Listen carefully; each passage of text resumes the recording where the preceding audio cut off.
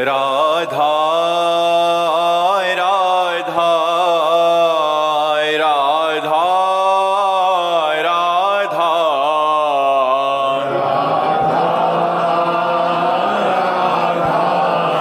राधा राधा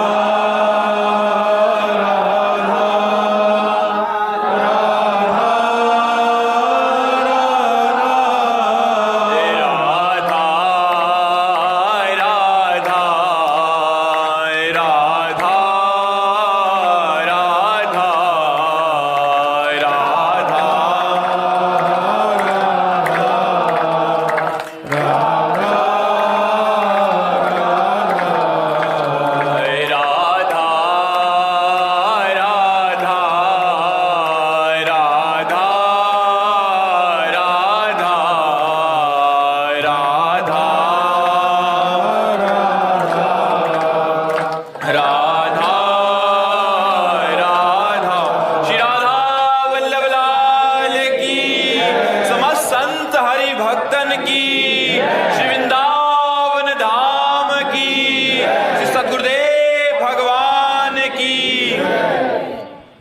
ओमकार ओझा जी। राधे राधे महाराज जी। महाराज जी, आपका कहना है कि काफी समय से निरंतर प्रयास करने के बाद भी असफलता क्यों मिल रही है? पूर्व प्रारब्ध, पूर्व पाप, उसको नष्ट करो। तीर्थयाटन, स्तोत्रों का गान, नाम जप, परोपकार, इसी के द्वारा उसको परास्त किया जाता है। ये कर रहे हो? करो और बढ़ाओ। परोपकार बढ़ाओ, बड़े बूढ़ों की सेवा करो, कोई नशा न करो, पराई माता बहनों की तरफ गंदी दृष्टि मत रखो, भजन करो, तीर्थ अवगाहन करो, स्तोत्रों का पाठ करो। अभी पापों का नाश होने लगेगा, अभी आनंद आने लगेगा। गजेंद्र मोक्ष सुना है तुमने? गजेंद्र मोक्ष का पाठ करो, देखो कौन सा संकट जिसको तुम मिटा नहीं सकते। गजेंद्र मोक्ष है एक भागवत में, आप उसका पाठ करके देखो, हर संकट की निवृत्ति उससे हो जाएगी। पर यह है, इस बात को समझना होगा कि आपका संकट है 500 ग्राम और पाठ हुआ अभी 50 ग्राम, तो 450 ग्राम अभी बकाया है। जब हम इतना पाठ कर लेंगे कि 500 के ऊपर चलेंगे, तब हमारा मंगल शुरू हो जाएगा। मधुसूदन अग्रवाल जी। राधे राधे राधे महाराज जी। महाराज जी, परम धर्म क्या है? धर्म की परिभाषा तो परहित सरिस धर्म नहीं भाई और पर पीड़ा सम नहीं अधिमाई। इसे देखकर तो समझ आता है महाराज जी, और अपने जीवन में उतारने का प्रयास कर रहा हूं, पर परम धर्म सावै पुंसाम परो धर्मो यतो भक्ति अधोक्षजे। वही परम धर्म है जिससे अधोक्षज भगवान श्री कृष्ण के चरणों में प्रेम हो जाए। हमारा परोपकार करना, हमारा तीर्थ अवगाहन करना, हमारा नाम जप करना, हमारा भगवत लीला कथा सुनना, ये सब सार्थक तभी है जब भगवान से प्रेम हो जाए। एक क्षण के लिए भी भगवत विस्मरण ना हो और हृदय में व्याकुलता पैदा हो जाए कि मैं जन्म मरण के चक्र से मुक्त होकर भगवान के नित्य धाम में उनकी नित्य सेवा में जाऊं।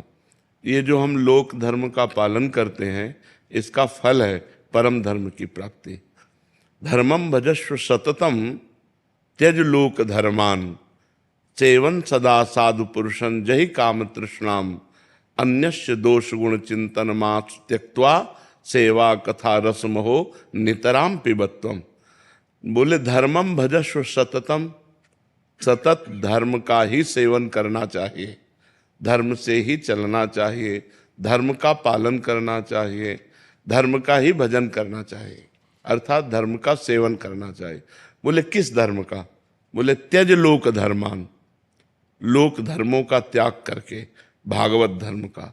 सर्वधर्मान परित्यज्य मामेकम शरणम ब्रज, लोक धर्म का त्याग करके भागवत धर्म का पालन करना। बोले ये कैसे प्राप्त होगा? तो बोले सदा साधु पुरुषों का सेवन करे तो भागवत धर्म का अंदर प्रादुर्भाव हो जाएगा। सेवन सदा साधु पुरुषन। अब साधु पुरुषों का संग कैसे करना है? तो बोले जय काम तृष्णाम अन्यस्य दोष गुण चिंतन मासु त्यक्त्वा, दूसरे के गुण दोष का चिंतन त्याग दे, और कामना, सुने हुए भोगों के भोगने की इच्छा का नाम कामना, और तृष्णा, भोगे हुए भोगों को भोगने की इच्छा का नाम तृष्णा। कामना और तृष्णा का त्याग कर दे तो संत पुरुषों के संग का रंग आ जाएगा। यदि हम दूसरों के दोष गुण चिंतन करना त्याग दें और कामना और तृष्णा का त्याग करके संत सेवन करें तो हमारे हृदय में बहुत जल्दी भागवत धर्म का प्रादुर्भाव हो जाए। अन्यस्य दोष गुण चिंतन मास मुक्त्वा सेवा कथा रसम हो नितराम पिबत्वम। तो बोले अब कामना और तृष्णा का त्याग कैसे हो, दूसरों के गुण दोषों का चिंतन त्याग कैसे हो? बोले रात दिन भगवान का चिंतन करो, भगवान की सेवा करो, भगवान के कथा रस का पान करो, भगवान की लीला का गायन, लीला का श्रवण, लीला का चिंतन, किसी व्यक्ति के गुण अवगुण का चिंतन न करो।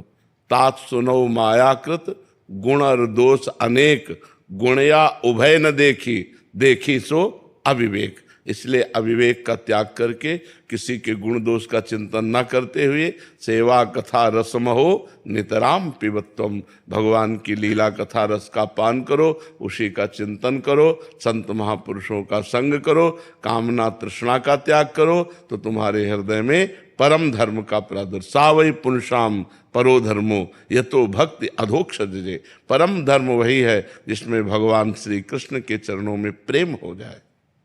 सीमा सिंह जी, राधे राधे महाराज जी।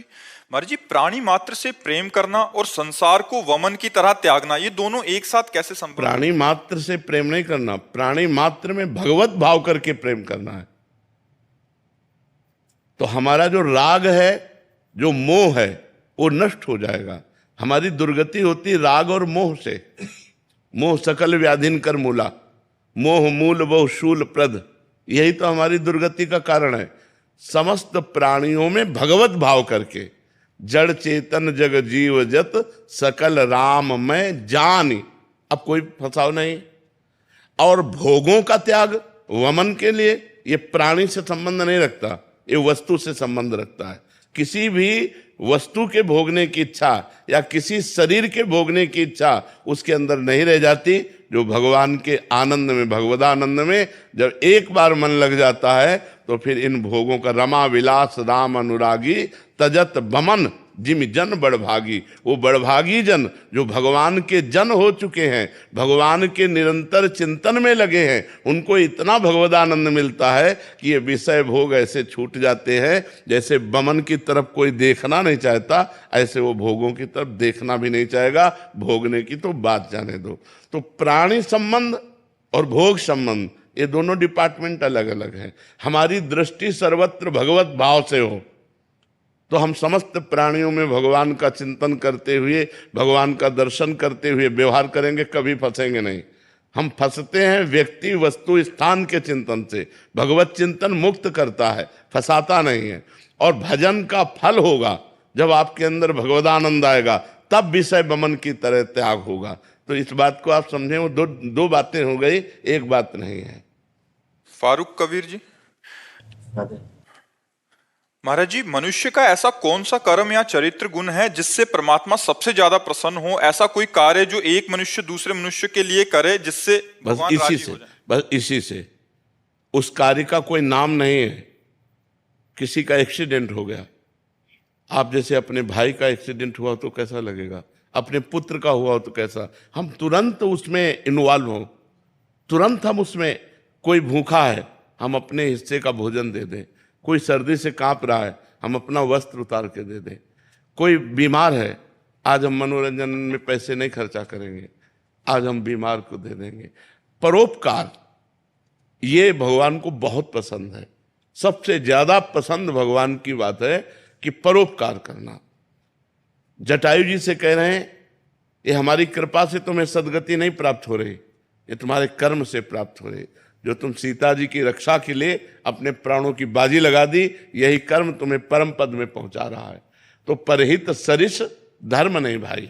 अगर हम दूसरों को भगवत भाव से युक्त होकर सेवा पहुंचावें तो वो सीधे भगवत प्रसन्नता प्रदान करती है। और जो दूसरों को कष्ट देता रहता है, तो चाहे जितना बड़ा तपस्वी हो, भगवान उससे वैर कर लेते हैं। जैसे हिरण्यकश्यप, जैसे रावण, ये बड़े तपस्वी थे, साधारण पुरुष नहीं थे। अपने तप के प्रभाव से वरदान प्राप्त किए हुए थे। भगवान ने काट के फेंक दिया, फाड़ के फेंक दिया। हिरण्यकश्यप को फाड़ के फेंक दिया और रावण को काट के फेंक दिया।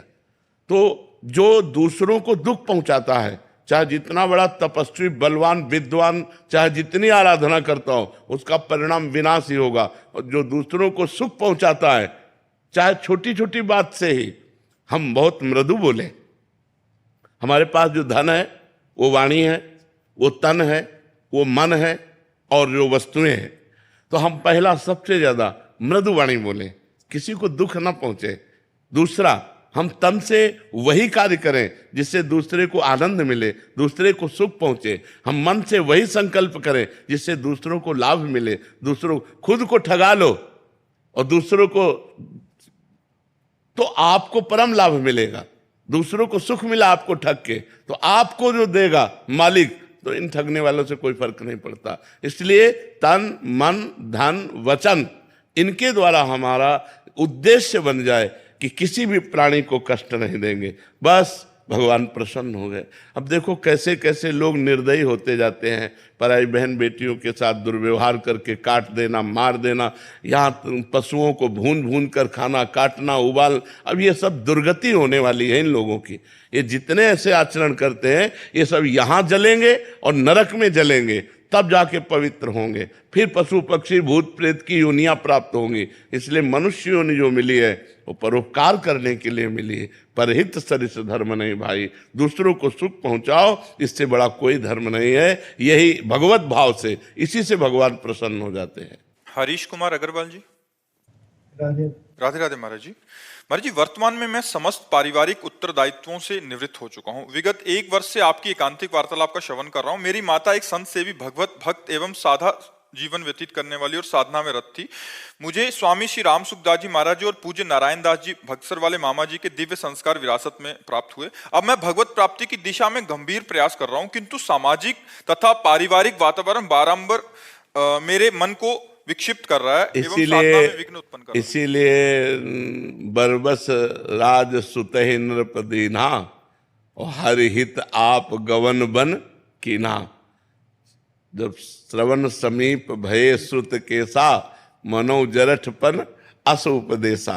कान के समीप के बाल सफेद होकर मानो कान में कह रहे हैं कि अब तुम्हारी वृद्धावस्था आ रही है और आगे इसके जो आने वाली उसका नाम मृत्यु अवस्था है। अब उपाय कर लेना चाहिए भगवत प्राप्ति का। तो हरि हित आप गवन बन की, भगवान के लिए हमें एकांत सेवन करना चाहिए। परिवार के मोह से निवृत्त होकर अपने कर्तव्य का पालन कर चुके हैं। अब आप लोग खाओ पियो आनंद लो, हम जैसे बने तैसे, अब हमको छेड़ो मत। घर में ही सही पर एकांत वनवासी की तरह सेवन करें और जथा लाभ संतोष सदा काहू सो कछु न चाहूंगो। अगर दिन में एक बार भी भोजन मिल जाए तो पेट पालन करे, किसी की निंदा न करे, कोई झगड़ा न करे, बच्चों पर अपना अधिकार न जनावे।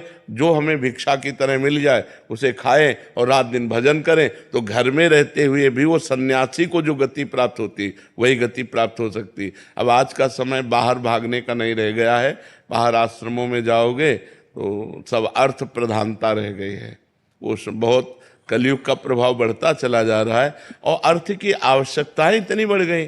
हमें तो लगता है चुपचाप अपने घर में एक कमरा आश्रम मान लो और वहीं सन्यास का भाव करके भजन करके मुक्त हो जाओ, ये बहुत बढ़िया है। जीवन भर जो कमाया है उसी की 2 रोटी खाकर भजन करो, भगवान को प्राप्त हो जाओ। दूसरे की हलवा पूड़ी का चिंतन मत करो, नहीं तो जो भजन हो रहा है वो भी बंद हो जाएगा। मोहन जी। राधे राधे। राधे राधे महाराज जी।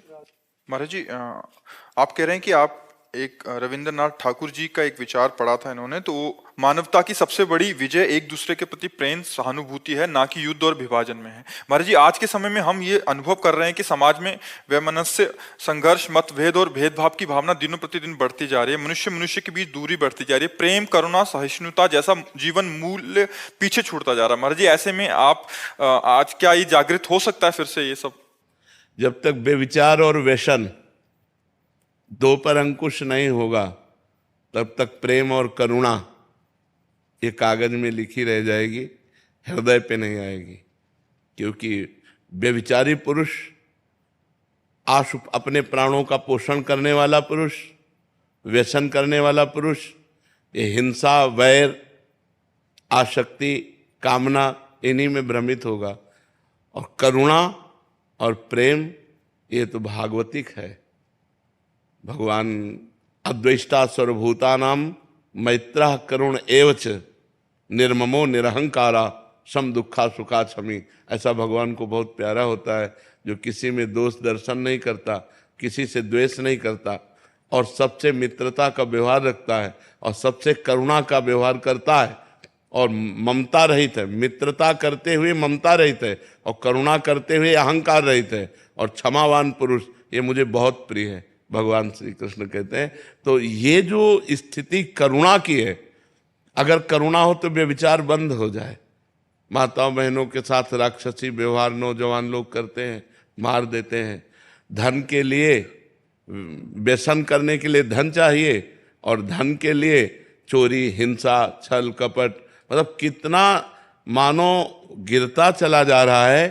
कि एक हमको क्लिप दिखाई, भगवान शंकर के अर्घे में चांदी लगी थी, वो हथौड़ी से काट करके और चंद रुपए की चांदी, कितनी, कोई 2-4 किलो चांदी थोड़ी होगी, चंद रुपए की चांदी भगवान शंकर की अर्घे से उतार करके ले गए। माता बहन जा रही होती, चैन पहने ऐसे पकड़ के घसीट लिया, वो चाहे मुंह के बल गिरे, चाहे हाथ टूट जाए, पैर टूट जाए। मतलब कितना निर्दयी होता जा रहा है, मानो अपनी वासना की पूर्ति के लिए कुछ नहीं सोच रहा है। चाहे पशुओं को जलाकर खाना हो, काट कर खाना हो, हिंसा करना हो, जहाँ हर जीव पर दया करनी है, वहाँ करुणा मैत्री जहाँ करनी है, वहाँ हिंसा बढ़ रही है, स्वार्थ बुद्धि बढ़ रही है। तो ये बहुत कलयुग का कुप्रभाव बढ़ रहा है। अब यह है कि शास्त्र श्रवण और संत संग, इन्हीं से सद्गुणों का प्रादुर्भाव होता है। जैसे पहले लोग भगवान की छवियां हृदय में धारण करते थे, अब सब छाती में लगाए घूम रहे मोबाइल। मतलब मोबाइल छोड़ना आज के समय में, प्राण छोड़ सकते हैं लेकिन मोबाइल नहीं छोड़ सकते। अब मोबाइल में जो लगा हुआ है, बड़ी रीलें हैं, बड़े सीरियल हैं, बड़ी चीजें हैं, तो उसी में मन लगा है। तो शास्त्र श्रवण तो हो नहीं सकता कि बैठकर हम गीता जी का अध्ययन करें, मनन करें, भागवत जी का अध्ययन मनन करें, वेदांत शास्त्रों का, स्मृतियों का, हम धर्म ग्रंथों का, ऐसा तो समय नहीं रह गया। और नौजवान कब गीता पढ़ने लगे? अब वो व्यसन में उतर गए, क्योंकि सतमार्ग में 2 ही हमें लगा सकते हैं, या संत या शास्त्र। शास्त्र स्वाध्याय का समय नहीं और संतों पर श्रद्धा नहीं। ये तो भगवान की विशेष कृपा कहो कि हवा सी चली है तो सब संतों पर श्रद्धा करने लगे नौजवान। नहीं तो ऐसी पीछे बातें आई थी कि जिनमें संत श्रद्धा थी वो भी नष्ट हो गई थी। तो 2 ही हैं जो समाज को सुधार सकते हैं, धर्मशास्त्र, धर्म महापुरुषों के वचन, संतों के वचन। अगर हम संत वचन सुने, संत वाणी सुने, शास्त्रों का स्वाध्याय करें, तो आज हम फिर सुधर सकते हैं। अगर ये नहीं तो सुधरने की कोई चांस नहीं है और अंततोगत्वा अपना ही विनाश करना पड़ेगा। जब आप धर्म से विरुद्ध चलोगे, पापाचरण करोगे, तो तुम्हारा मन ही तुम्हें करने के लिए प्रेरित कर देगा। अपने आप अपने हाथ से अपने को मारोगे यदि गलत आचरण करोगे तो यही मन तुम्हें ऐसा प्रेरित कर देगा कि तुम अपना नाश स्वयं कर लोगे। इसलिए भाई, करुणा और मैत्री भागवतिक शब्द हैं। जब तक हम दूसरों के प्रति दया का भाव नहीं लाएंगे, करुणा का भाव नहीं लाएंगे, सबसे मैत्री नहीं करेंगे, तो हमारा मनुष्य जीवन मनुष्य। अब आप सोचो, पति पत्नी में मैत्री भाव नहीं है, जहां अर्धांगिनी कहा गया वहां मैत्री भाव नहीं। तो ऐसा समय चल गया कि पत्नी पत्नी में, भाई भाई में, माता पुत्र पिता में जो पवित्र संबंध है उनमें भय का समावेश हो गया। अपनी माँ को पुत्र मार डाल रहा है, माँ अपने पुत्र को मार डाल रही है। मतलब बड़ा विचित्र समय आ रहा है। जब ये घटनाएं सुनो तो लगता है, शास्त्र में लिखा है कुपुत्रो जायेत क्वचिदपि कुमाता न भवति। तो आज जो हमारा मानसिक स्तर है वो राक्षसी भाव को प्राप्त होता जा रहा है। जहां दैवी संपदा आनी चाहिए, सात्विक भाव आने चाहिए, भगवत भाव आने चाहिए, वह राक्षसी भाव बढ़ रहे हैं। यदि हम नाम जप करें, संतों की वाणी सुने, शास्त्र स्वाध्याय करें तो हमारा सुधार हो सकता है। सचिन जी ग्वालियर से। जय जय श्री राधे। राधे राधे महाराज जी। महाराज जी, आपकी वाणी से सुना था कि स्वप्न में भगवान के दर्शन के अलावा सब मिथ्या है। तो महाराज जी, स्वप्न में किसी की निंदा करना, किसी पर क्रोध करना, फिर जब उठते हैं तो महाराज जी हृदय में बहुत जलन होती है। नहीं, स्वप्न तो झूठा होता है, उसमें क्या, कोई जलन नहीं होना। संस्कार के वशीभूत है मन। उस समय मन, देखो कोई कोई स्वप्न बिल्कुल ऊट पटांग आता है जिसका कोई मतलब नहीं है, बिल्कुल गलत आता है। तो ये स्वप्न का कोई ऐसा नहीं कि आज हमने स्वप्न देखा ऐसा हो, उसके विषय में चिंतन करके हम हर्षित या शोकित हो। बिल्कुल वो झूठा है, उसमें कुछ नहीं है, वो मन की केवल कल्पना मात्र है। स्वप्न एकदम झूठा होता है। क्या हमारे प्रारब्ध को भी भुगवाया जाता है कभी कभी स्वप्न में? स्वप्न में ऐसे प्रारब्ध को भुगवाया जाता है जो अनजाने में पाप बन गया। जैसे हम अचानक ऐसे देखते हुए जा रहे, हमारा पैर मेढक पे पड़ गया, किसी जीव पे पड़ गया, वो मर गया। तो अब आपकी इच्छा तो नहीं थी और अचानक कोई घटना घट गई, कोई जीव मर गया, तो वो स्वप्न में आपको पीड़ा दी जाएगी, वो स्वप्न में आपको काटा जाएगा, स्वप्न में आपको पीटा जाएगा, स्वप्न में आपको दंड दिया जाएगा। तो आप वैसे भयभीत हुए और जब जागे तो कहीं कुछ नहीं। तो वो अनजाने के पाप को उसमें भुगाया जाता है स्वप्न में। और कभी कभी स्वप्न बिल्कुल व्यर्थ होता है, उसका कोई ताल्लुक नहीं होता, किसी से संबंध नहीं होता, ऐसे व्यर्थ होता है। व्यर्थ की कल्पनाएं जैसे हम बैठे बैठे सोचते रहते हैं ना, वैसे ही वो कल्पना है, स्वप्न कोई सत्य विषय नहीं है स्वप्न। हाँ, स्वप्न में भगवान का आना और भक्तों का आना ये सत्य है। जैसे हमारी कल्पनाएं चलती रहती सब असत्य है, लेकिन उसी में भगवान के प्रति कल्पना करना, किसी संत की बात का चिंतन करना वो सत्य है। ऐसे स्वप्न में संतों का दर्शन होना, भगवान का दर्शन होना, ये अच्छा मंगलमय सूचक है। और बहुत ही करुणा है भगवान की जो स्वप्न में आके दर्शन दे दें। केदारनाथ गुप्ता जी फरीदाबाद से।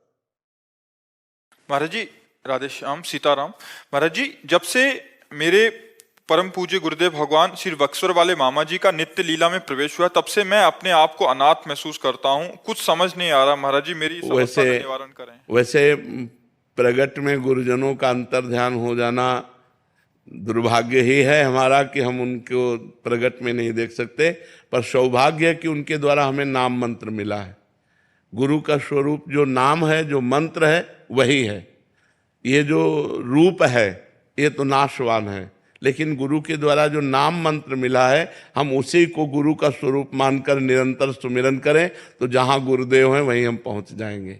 बड़ा दुलार मिला है हमको भी।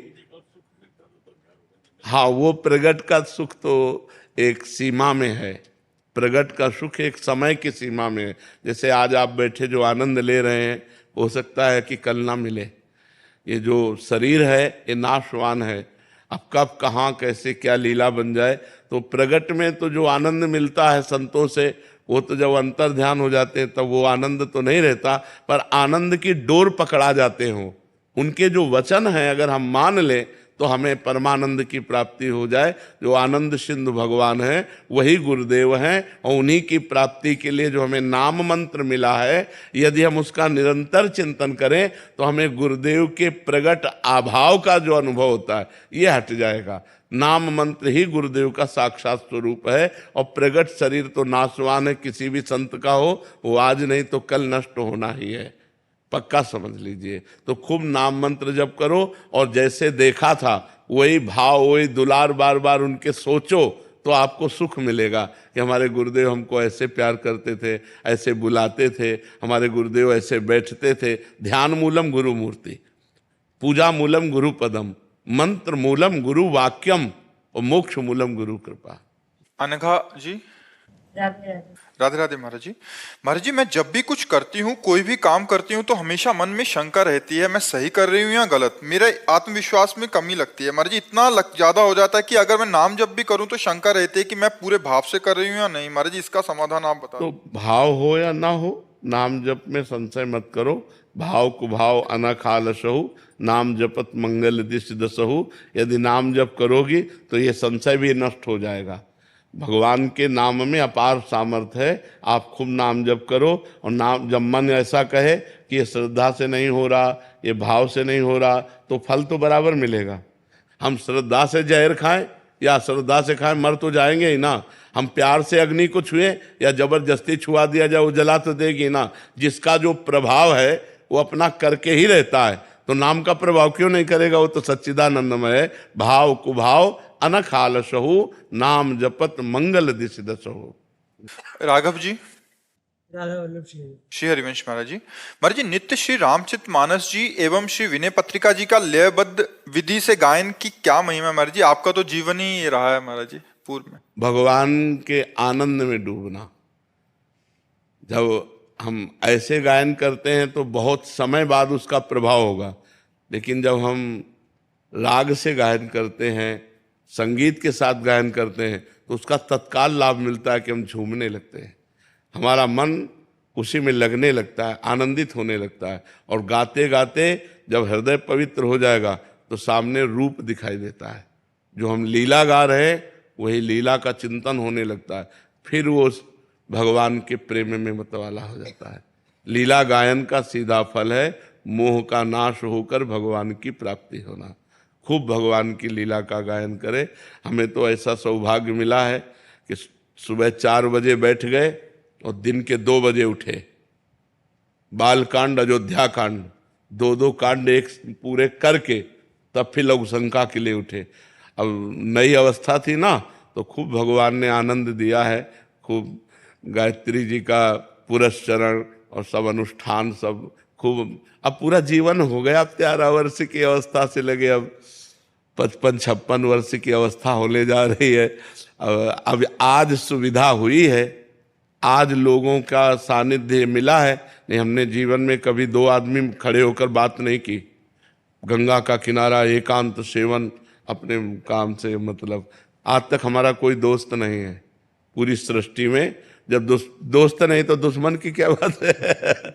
आज तक कोई दोस्त नहीं किसी से। सबको भगवान का स्वरूप मानना, सबसे प्यार करना, लेकिन प्यार केवल भगवान से करना, भगवत भाव से करना। तो एकांत सेवन करके यदि हम लीला गायन करें, एक होता है जैसे हम लीला गायन कर रहे हैं और लोग बैठे हैं, तो हमारी भावना लोगों को रिझाने के लिए, वो एक अलग लीला गायन हो गया। और एक हो गया हम एकांत में बैठकर लीला गायन कर रहे हैं, रोना आ गया, अब लीला गायन सार्थक हो गया। गदगद मम गुण गावत पुलक शरीरा और गदगद कंठ नयन बहानीरा। भगवान का लीला गायन करते हुए रोमांच हुआ, आंसू निकलने लगे। अब आगे गाया नहीं जा रहा और वो रुक गया। भगवान की रूप माधुरी छा। ये है फल, ये है लीला गायन का फल। जीव को जो सुख चाहिए वो संसार में नहीं है। इसीलिए चाहे जितना रुपया इकट्ठा कर लो, चाहे जितना भोग लो, आप असंतुष्ट ही रहोगे। और संतोष तब मिलेगा जब भगवान का भजन होने लगेगा, भगवान का लीला गायन करोगे, भगवान के भाव से दूसरों को सुख पहुंचाओगे। देखो हृदय, एक दिन अच्छा भोजन बनाकर आप पाओ और एक दिन वही अपने हिस्से का भोजन किसी भूखे को पवा दो, फिर देखो आपको कैसा लगता है। हृदय में जो एक शीतलता होगी, वो चाहे जितना अच्छा भोजन पालो आप, कभी नहीं होगी। जब दूसरों को पवाओगे तो वो जो शीतलता होगी वो भागवतिक होती है, वो अमोघ होती। चाहे जितना बढ़िया साल ओढ़ लो, वो सुख नहीं मिलेगा। जब कोई गरीब कांप रहा हो और उसको अपना साल उड़ा दो, फिर देखो आपको कैसा लगता है। फिर एक हृदय में उमंग आएगी। फिर भगवान से रंतिदेव जी कहते हैं कि मुझे इतनी सामर्थ्य दो कि विश्व में कोई दुखी ही ना हो, सबका दुख मैं भोग लूं। ये सबका दुख मैं भोग लूं, विश्व में किसी को दुख ना हो, ऐसी भावना करते ही हृदय आनंद में भर जाता है। और आज क्या है कि सब चाहे दुखी हो, मैं सुखी हो जाऊं, ये आसुरी भाव है। इसी आसुरी भाव से समाज दुखी हो रहा है। कौस्तुभ अग्रवाल जी, फर्रुखाबाद से। राधे राधे महाराज जी। महाराज जी, श्री जी की कृपा से मैं नाम जप करने का निरंतर प्रयत्न कर रहा हूँ, लेकिन महाराज जी जिस दिन भजन अधिक बन जाता है मन में अहंकार सा आ जाता है, लेकिन जिस दिन भजन कम होता है उस दिन ग्लानि क्यों नहीं होती? आज रह गया। हाँ, ये कमी है, ये कमी है। अहंकार तो आना नहीं चाहिए, कृपा में आंसू आने चाहिए कि आज भगवान की विशेष कृपा हुई कि हमसे अच्छा भजन हो गया, क्योंकि भगवान की कृपा से भजन होता है। और जिस दिन भजन न हो तद विस्मरणेन परम व्याकुलतेति, हमें व्याकुलता होनी चाहिए। धिक्कार है हमारे मन बुद्धि को जो आज भगवान के भजन में कमी की, ऐसी ग्लानि होनी चाहिए। आज कर लिया, आज रह गया, कल कर लेंगे। नहीं, कल किसने देखा है? कल आए कि ना आए? आज करे सो, जो अभी कहा, काल करे सो आज कर, आज करे सो अब, पल में परलय होएगी, बहुरी करोगे कब? इसलिए ऐसा ना टालो, भजन को मत टालो, गंदी बातों को टालो। जैसे गंदी बात के लिए मन कह रहा है तो फिर देखेंगे, अच्छी बात के लिए अभी तत्पर हो जाओ। ये मन महाराज जी पाप पुण्यों के जाल में फंसा रहता है, इसके ऊपर कैसे? नाम जप, यही तो है, नाम जप ही तो निर्मल करता है। निर्मल मन जन सो मोहि पावा, मोहि कपट छल छिद्र न भावा। तो निर्मल मन भगवान का भजन करता है, जितना भजन करोगे उतने मन निर्मल होता चला जाएगा। भगवान का नाम वो साबुन है जो मन को निर्मल करता है, इसलिए खूब नाम जप करो। पुण्य और पाप पुनर्जन्म का जो संस्कृति है, और इस जन्म में लोगों के बीच में पुण्य कमाया है, वो साथ साथ चलते हैं या अलग अलग चलते हैं या साथ साथ चलते हैं? नहीं, आप इसका क्रम समझिए। एक गोदाम है जिसे संचित कर्म कहते हैं। संचित कर्म माने अनेक जन्मों के कर्मों का जहां संचय है उसे संचित कर्म समझ रहे ना। अनेक जन्मों के कर्मों का जो एक संचय है, गोदाम है, उसे संचित कर्म कहते हैं। उन संचित कर्म से जब शरीर रचना होती है तो मनुष्य शरीर की रचना पाप और पुण्य दो से होती है। देव शरीर की रचना पुण्य से होती है। जो यातना देह है नरक में जो मिलता है वो केवल पाप से मिलता है। मनुष्य देह की रचना इस मनुष्य लोक में पाप और पुण्य से होती है। तो वो संचित कर्म से पाप पुण्य निकाले गए जो हमारी गोदाम में जमा है, उनसे अनेक जन्मों से वो भगवान का जोड़ है, उसको जोड़ करके निकाला और मनुष्य शरीर में जन्म से लेकर मरण तक का विधान रच दिया गया। समझ रहे ना, जन्म से मरण तक का विधान रच दिया गया, उसे कहते हैं प्रारब्ध। अब जो हम कर्म कर रहे हैं इसे क्रिमाण कहते हैं। ये अभी साथ नहीं देंगे हमें। हम खूब पुण्य कर रहे हैं, खूब दान कर रहे हैं, खूब भजन कर रहे हैं, लेकिन प्रारब्ध भोग आ गया है पाप का, तो आपको दुख भोगना पड़ेगा। दान पुण्य भजन करते हुए भी अच्छे से अच्छा कर्म कर रहे हैं, लेकिन आपको सुख शांति नहीं मिलेगी। आपको वो प्रारब्ध भोग अशांत करेगा, वो प्रारब्ध भोग दुख देगा। जो आज कर रहे हैं ये कल आपके काम आएगा। वर्तमान का जो दान पुण्य है, वर्तमान का जो सत्कर्म है, वर्तमान का जो परोपकार है, वो भविष्य में आनंद देगा। लेकिन आज हमको दुख सुख का वो क्रम भोगना पड़ेगा जो शरीर रचने के समय रखा गया है। समझ पा रहे हैं आप? हाँ, वो आज तभी देखा जाता है पाप कर्म करने वाला बड़ा उन्नति को प्राप्त हो रहा है, एक धर्मात्मा पुरुष कदम कदम पे दुख भोग रहा है, तो वो क्रम उसके पुण्य का लग गया। जो पाप कर्म वर्तमान में कर रहा है और पूर्व का पुण्य संयोग, तो उन्नति को प्राप्त होता चला जा रहा है। एक पुण्य कर्म कर रहा है लेकिन उसका पाप संयोग बन गया, वो दुख पर दुख भोगता चला जा रहा है। इसी क्रम को न समझने के कारण लोग कहने लगते हैं कि जो धर्म में चलते हैं वो दुख भोगते हैं, और जो पाप कर्म करते हैं वो घूस लेते हैं, बेईमानी करते हैं, वो बड़े अच्छे से। ऐसा नहीं है, ऐसा नहीं है। परिणाम जब अपने कर्म का आएगा तो वो पुण्य का आनंद होगा, सुख होगा, और पाप का दुख और विपत्ति और विनाश ही होगा। वो कभी सुख प्रदान नहीं कर सकता। आप समझ पाए? मोहित जी, राधे राधे महाराज जी। महाराज जी, आपके द्वारा नाम जप की जो दवाई मिली उसका पहले तो कुछ बहुत रिएक्शन हुआ, पर बाद में जाकर मन और हृदय की अभी सफाई शुरू हो गई है। महाराज जी, आप कह रहे हैं कि जो हिचौरासी जी पाठ या और भी जो पाठ हैं आपकी आवाज में सुनने को मिलता है महाराज जी, तो मतलब साथ साथ ध्यानपूर्वक पढ़ने और सुनने का जो फल है, क्या याद करना जरूरी है महाराज जी? याद करने से ये है कि हम जैसे ट्रेन में चल रहे हैं तो हम गुनगुना सकते हैं पद, हम गा सकते हैं। हम फावड़ा चला रहे हैं, पद गा सकते हैं, अंदर ही अंदर चिंतन कर सकते हैं। हम रास्ते में चल रहे हैं, पद गुनगुनाते जा रहे हैं। तो याद करना बहुत जरूरी है, याद कर लो। हम कह रहे हैं पूरी ना याद हो पावे तो 10 ही पद याद कर लो। तो वही 10 पद अगर हम दोहराते रहे तो नाम बाणी जहां श्याम श्यामा तहां, नाम बाणी सुनत श्याम श्यामा सुबस, नाम बाणी निकट श्याम श्यामा प्रगट, भगवत साक्षात्कार कराने में समर्थ चतुरासी जी। इसलिए कुछ पद तो याद ही कर लो, पढ़े हो तो फिर उसमें दुविधा क्या है। सुबह सुबह रोज पाठ करो, याद हो जाएगा। सुबह सुबह रोज पाठ करने से ब्रह्म मुहूर्त काल में जो चीज याद करनी हो, अगर ब्रह्म मुहूर्त में उसको पाठ करने के नियम में हम ले लें तो कुछ दिनों में वो कंठस्थ हो जाएगी। राधे राधे महाराज जी। महाराज जी प्रणाम। महाराज जी, जीवन में प्रभु की बहुत कृपा है, भजन में भी बहुत मन लगता है, परंतु एक अपराध हुआ है, गलती है, पाप नहीं है। क्या इसका कोई उपाय या प्रायश्चित संभव है? क्या है? संपर्क परिस्त्री गमन गमन जी। सिर्फ मैसेज मन की तरंग है, इससे कोई नाम जप से सब धुल जाएगा। इससे कोई अपराध नहीं कहते। मन की तरंग है, नहीं संभाल पाए, वो कुभाव अंदर प्रकट हो गया, सद्भाव हट गया, कुभाव प्रकट हो गया, पर क्रिया ना हो पाना, ये बहादुरी की बात है। हमारे मन में गलत संकल्प, गलत स्फुरणा ये हो सकता है, इसका कोई पाप नहीं होता। कलिकर एक पुनीत प्रतापा, मानस पुण्य होए और नहीं पापा। मानस पुण्य तो हो जाएंगे लेकिन पाप नहीं लगेगा। तो अगर हमारे मन में गलत धारणा आ रही, अब थोड़ा सा चूक हो गई, मैसेज कर देना मतलब क्रिया बन गई, पर वो क्रिया गंदी क्रिया में नहीं उतर पाई, बस इसलिए उसका कोई विशेष महत्व तो नहीं रहा और वो सहज में ही नष्ट हो जाएगी। भगवान नाम कीर्तन, भगवान नाम स्मरण से महत पापों का नाश हो जाता है। फिर ये तो बहुत साधारण है, पर भगवान नाम के बल से किसी उत्साह से संपन्न होकर पाप ना करे, नहीं तो नामापराध लागू हो जाएगा। बहुत सुंदर बुद्धि आपकी काम कर रही है, जो छोटी छोटी गलतियों को भी संत सभा में व्यक्त करने की चेष्टा, हिम्मत आई, तो कोई अपराध नहीं है। नाम जप कीजिए, बहुत कृपा है भगवान की। और एक शास्त्रीय सिद्धांत है, यदि अपने अपराध को संत सभा में व्यक्त कर दे तो तत्काल वो नष्ट हो जाता है। ये शास्त्रीय सिद्धांत है कि भरी सभा में यदि अपने अपराध को व्यक्त कर दिया जाए तो तत्काल नष्ट हो जाता है, बिना किसी प्रायश्चित के नष्ट हो जाता है।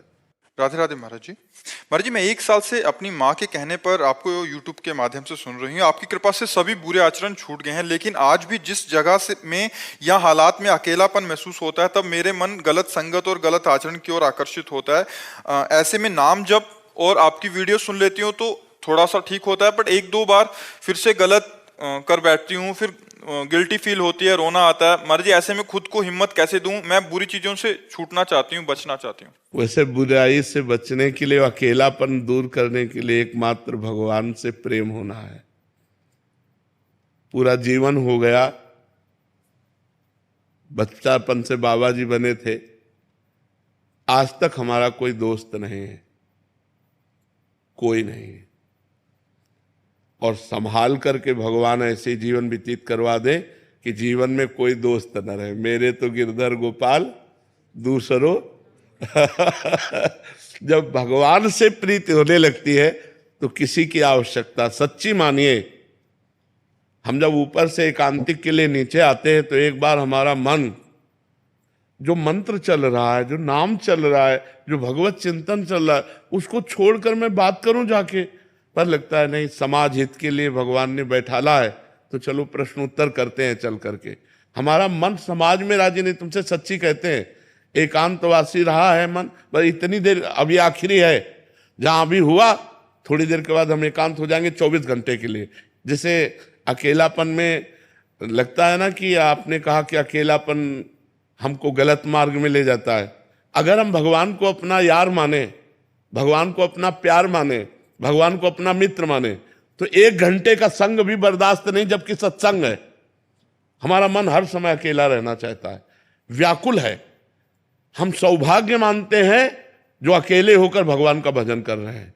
तो अकेलापन हमें तब चुभेगा जब हम किसी व्यक्ति वस्तु स्थान को अपना साथी बनाने की सोचेंगे, अगर भगवान को बनाने की सोचेंगे तो अकेलापन अमृत लगेगा कि हमसे कोई न मिले, हमको कोई न देखे। तो हमें लगता है सच्चे यार तो भगवान ही है, यहाँ तो सब झूठे यार हैं, सच्चे प्यार तो भगवान ही है। आज भी आप लोग प्यार करते हो तो भगवान को ही प्यार करते हो। कैसे? जैसे मानो पत्नी बहुत सुंदर है, आप पत्नी से प्यार करते हैं, लेकिन पत्नी के हृदय से भगवान चले गए तो आप उसके शरीर को जला देते हैं। तो किससे प्यार कर रहे थे? भगवान से ही अनजाने में भी प्यार कर रहे थे। यदि जानकर भगवान से प्यार करें तो आपका प्यार निहाल हो जाए, आपका प्यार आपको अविनाशी बना दे, आपका प्यार आपको प्रेममय कर दे, आपको किसी की जरूरत नहीं पड़ेगी। भगवान से इतने सुंदर, इतने करुणामय, इतने कृपालु, पर हमारा भगवान से कनेक्शन होना बड़ा कठिन लगता है और संसार से चटपट हो जाता है। संसार प्रगट में दिखाई देता है और भगवान दिखाई नहीं देते, इसलिए समस्या है। समस्या अगर एक बार वो थोड़ी सी झलक दे दे तो अपने को अवसर मिल जाए ना कि यार हमारा अब अव्यक्त है, अब नाम जप कर रहे हैं, मन विषयों का चिंतन कर रहा है तो हृदय में जलन हो रही, तो उसका भी स्वाद नहीं मिल रहा, और भगवान का रूप ऐसा है कि देखने को नहीं मिल रहा। समस्या ये है ना, हम लोगों की समस्या है कि प्रगट में भोग अभी भोग लो, आपसे यारी करें अभी कर लें, लेकिन भगवान से, और जबकि भगवान सबसे नजदीक है, पर माया का पर्दा पड़ा है। उसी पर्दा को हटाने के लिए साधना है। यदि हम साधना के द्वारा, भजन के द्वारा वो पर्दा हटा दे तो हमारा यार हमारे हृदय में ही बैठा है, कहीं दूर जाने की जरूरत नहीं। और जब भगवान से यारी हो जाती है तो फिर अकेलापन हट जाता है। ये अकेलापन तभी दूर होगा जब भगवान से यारी हो जाए। सुरजीत जी। राधे राधे महाराज जी। राधे राधे महाराज जी। महाराज जी, प्रश्न बहुत बार आता है कि हमने सबके साथ अच्छा करने की कोशिश की, मदद की, बट बदले में हमें ये मिला, वो मिला और नफरत ही मिली। हम ये कहते हैं कि हम किसी के साथ अच्छाई का बर्ताव करते हैं तो हम बदला क्यों चाहें? भगवान ने हमें अच्छाई करने का गुण दिया है तो हम दूसरों के साथ अच्छाई करें। नेकी कर दरिया में डाल। हम ये क्यों देखें कि हम उसको पानी पिलाए, वो हमको थैंक यू बोले, वो हमें धन्यवाद बोले, वो हमारे साथ अच्छा आचरण करे। उसका बुरा स्वभाव है, वो बुरा आचरण करेगा। मेरा अच्छा स्वभाव है, मैं अच्छा आचरण करूंगा, तो मुझे कभी दुख नहीं होगा और हम महान बन जाएंगे। हम लोग इसी में गिर जाते हैं कि हमने इसके साथ अच्छा व्यवहार किया, या हमारे साथ बुरा कर रहा है, तो फिर हम उसके साथ बुरा व्यवहार की बात सोचने लगते हैं, तो हम अपनी अच्छाई से गिर जाते हैं। सोचते हैं भगवान तुम्हें देख लेंगे, इतना तो आ ही जाता है ना दिमाग में। अब हम गिर गए अपनी अच्छाई से। अच्छाई तो अच्छाई ही रहनी चाहिए, अच्छाई में बुरा। एक बार एक काशी में गंगा जी में बिच्छू बहती जा रही थी, तो एक अच्छाई करने वाले ने उठाया, बिच्छू ने डंक मारा वैसे, फिर उठाया, फिर मारा, तो एक आदमी ने कहा पागल हो क्या, वो बार बार मार रहा है डंक और आप उठा रहे हो। बोले ये उसका स्वभाव है, बिच्छू का स्वभाव है डंक मारना, और मेरा स्वभाव इसे बचाना, मैं इसे बचाऊंगा। और बाहर एक बार कर दिया। तो ऐसे जैसे गलत स्वभाव के लोग हैं, अब आप अच्छा बर्ताव करेंगे तो वो बेचारे करें क्या? उनके पास सामग्री इतनी है, वो आपकी अच्छाई का उत्तर बुराई से देंगे। आपको चाहिए अपनी अच्छाई बचाकर उनकी बुराई को वापस कर दें। वो बुराई आप पर हावी ना हो पावे, आप पर प्रभाव ना डाल पावे, तभी अच्छाई रहेगी। और ये तब हो सकता है जब हम भगवत भाव से करें। इनमें भगवान विराजमान है, तो हम इनसे बदला नहीं चाहेंगे, भगवान हमको देंगे। हमारी अच्छाई का फल हमें भगवान देंगे। ये क्या दे सकते हैं? ये बुराई ही दे सकते हैं। इस तो हम प्रसन्न रहेंगे। अगर हम किसी व्यक्ति से ये आशा रखें कि हम अच्छाई करें, वो हमारे साथ अच्छाई करें, तो असंभव।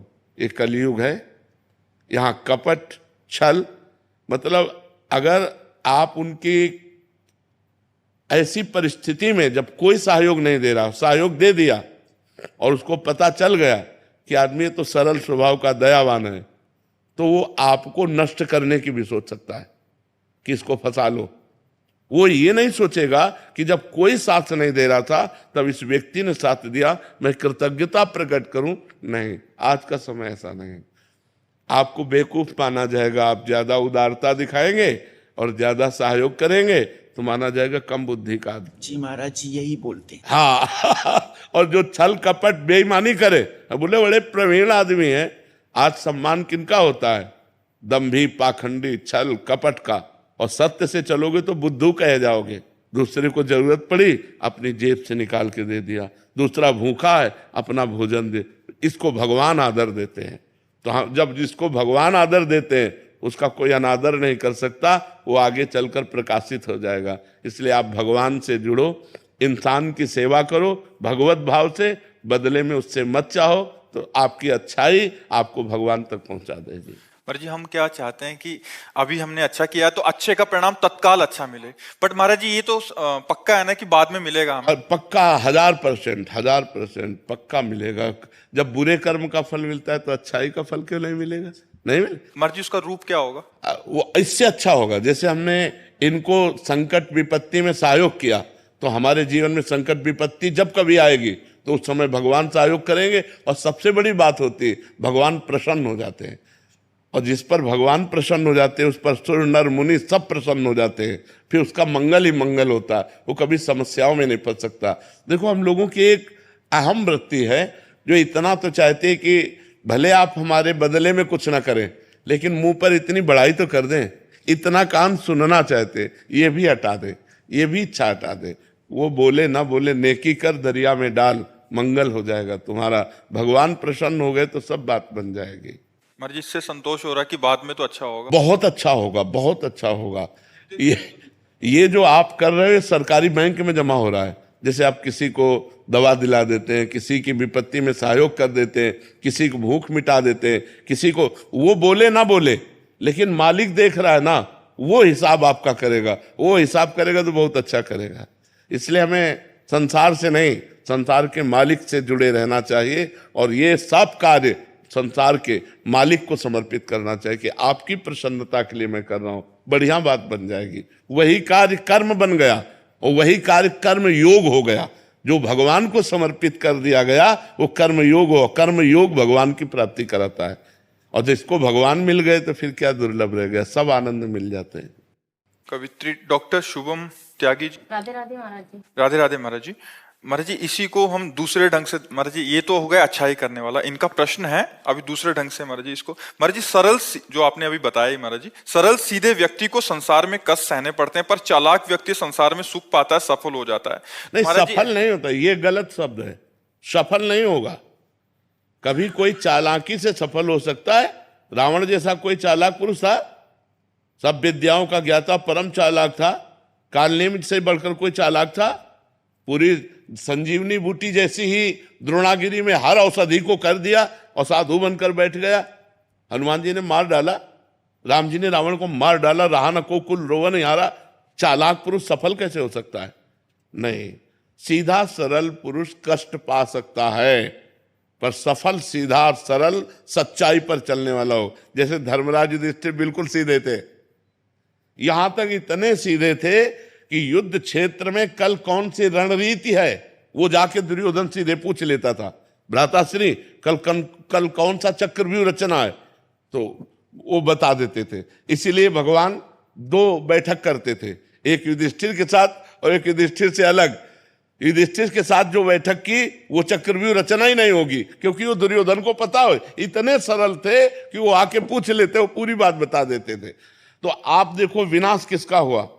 चतुर चालाक, जिसके साथ शकुनी, दुशासन, कर्ण, दुर्योधन के साथ इतने चालाक, चालाकी की हद थे ये लोग। तो क्या ये लोग सफल हुए? नहीं, सफल हुए सीधे साधे युधिष्ठिर जी महाराज, और नाश हुआ उन चालाक पुरुषों का। तो चालाक पुरुष तुम्हें सफल होते नजर आएगा, लेकिन सफल नहीं हो सकता।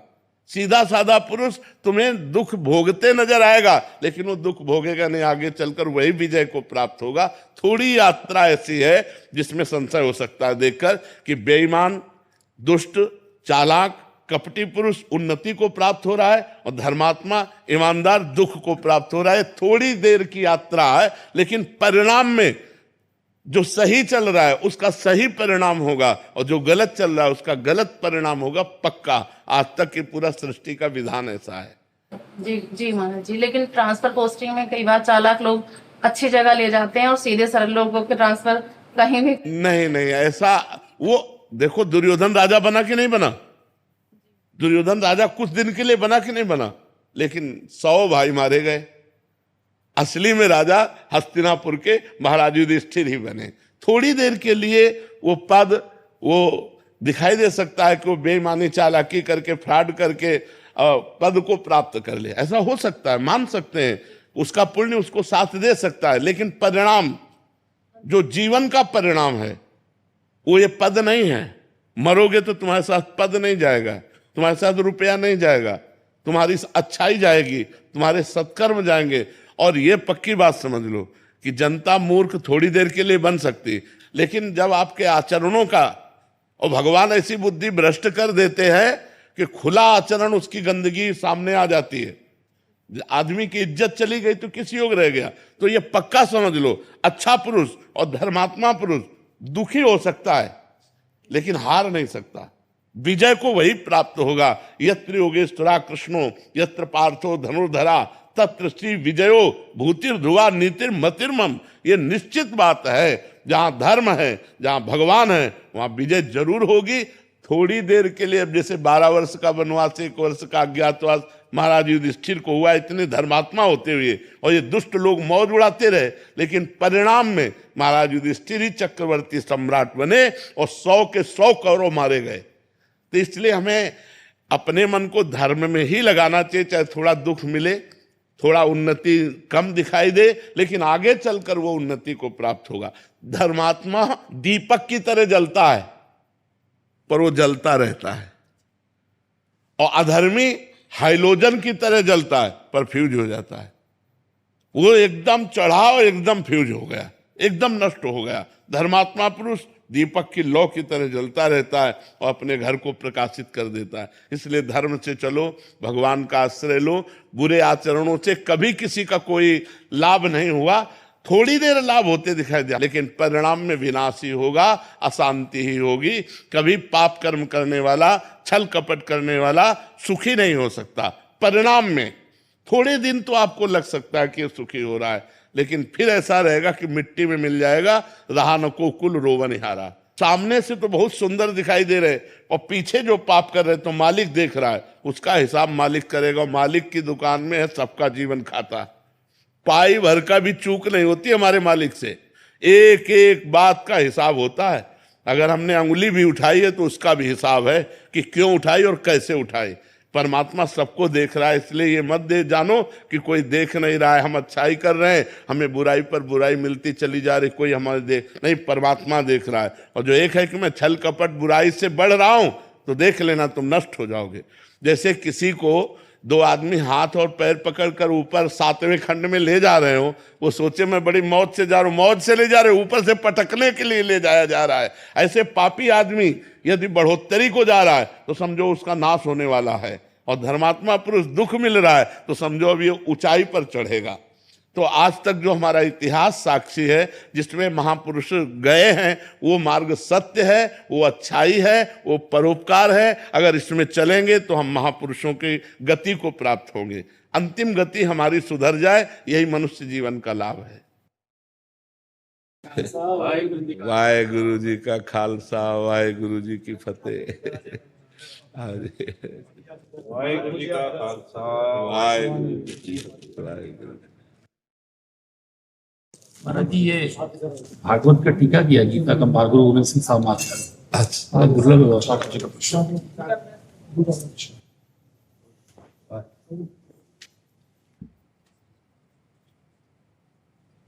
बहुत सुंदर, बहुत सुंदर।